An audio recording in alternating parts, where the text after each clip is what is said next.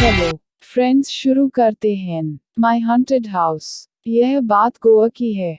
मैं अपने फैमिली के साथ गोवा में ही रहता था। हम पहले वहाँ एक छोटे से किराए के मकान में रहते थे। कुछ दिन पहले ही हम नए घर में शिफ्ट हुए थे, जो कि वास्तव में एक बहुत बड़ा घर था। उसे पाकर हम बहुत खुश थे, लेकिन अचानक ही चीजें बदलने लगी। हमारा परिवार बहुत ही बड़ा है और मेरी माँ का परिवार आमतौर पर हमसे मिलने आता है। उस रात मेरे सभी चचेरे भाई और रिश्तेदार हमारे घर आए हुए थे और रात के खाने के बाद हम सभी लिविंग रूम में बैठे थे, अपनी मम्मी के बचपन की बातें सुन रहे थे, हंस रहे थे कि तभी अचानक मेरी मम्मी ने बात करना बंद कर दिया और फर्श पर लेट गई। शुरू में हमें से किसी ने इस बात पर ध्यान नहीं दिया। मेरे पिताजी को एहसास हुआ कि मेरी माँ ने बात करना बंद कर दिया है। तब उनकी नज़र माँ के तरफ गई और उन्हें फर्श पर लेटा हुआ देखा। वह हिल भी नहीं रही थी। मेरे पिताजी ने उससे पूछा कि क्या हुआ तुम्हें, लेकिन वह अभी भी लेटी हुई थी और उसके चेहरे पर एक डर बहुत साफ साफ दिख रहा था, जैसे कि वह किसी चीज से दूर होने की बहुत कोशिश कर रही हो।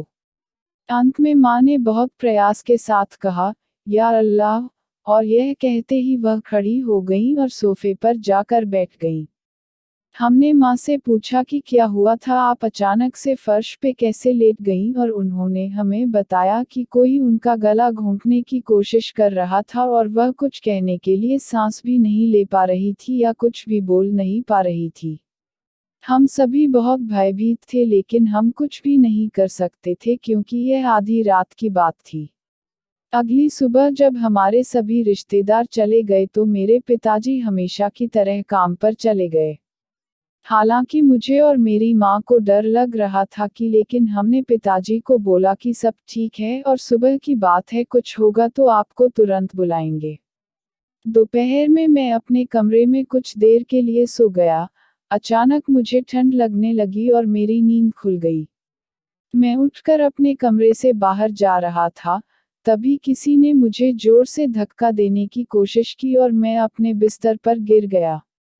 मैं किसी को नीचे से मुझे पकड़े हुए देख सकता था।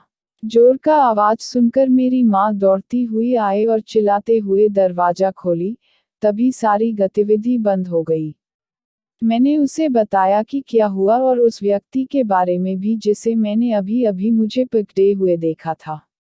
माँ ने तुरंत पिताजी को फोन किया और हम तुरंत कुछ दिनों के लिए घर से बाहर रिश्तेदारों के पास चले गए। कुछ दिन बाद हम यह सोचकर वापस आ गए कि अब कुछ नहीं होगा। मेरी सिस्टर बंगलो से आई थी। रात के समय जब मेरी बहन कंप्यूटर पर कुछ काम कर रही थी, तब कंप्यूटर खुद से अनप्लग हो गई। हम बार बार उसे प्लग करते और प्लग बस ऐसे ही बार बार सॉकेट से निकल जाए। सिस्टर को भूतिया चीजों के बारे में कुछ नहीं पता था। वह ऐसी लड़की थी जो डरती नहीं थी। उसे जब पता चला कि घर प्रेतवाधित है, वह बिना किसी को कहे चिल्लाने लगी, मैं तुमसे नहीं डरती। तुम जो चाहो कर सकते हो। उसने प्लग को सॉकेट में वापस प्लग किया और कंप्यूटर को फिर से चालू किया और फिर से प्लग अनप्लग हो गया।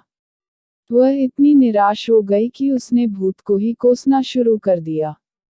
पापा माँ दौड़ते हुए आए और मेरी सिस्टर ने उन्हें सब कुछ बता दिया।